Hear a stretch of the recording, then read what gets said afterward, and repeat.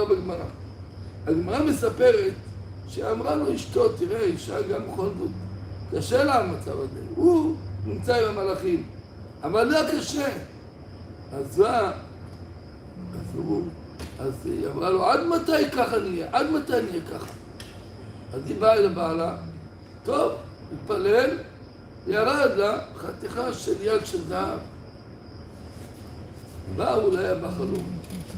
אמרה לה, תראי, צדיקה, כל הצדיקים יושבים עם שולחן עם 3 רגליים. את, יהיה לך בעולם הבא רק שולחן עם 2 רגליים. את מוכנה?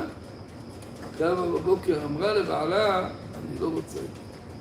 אומרת הגמרא הקדושה, הנס שלה היה בסוף, היה יותר קשה מהנס שהיה בהתחלה. כי לקחת דבר שנותנים לך, זה יותר קשה. ככה מובא בגמרא. המפרשים עומדים על הדברים הללו.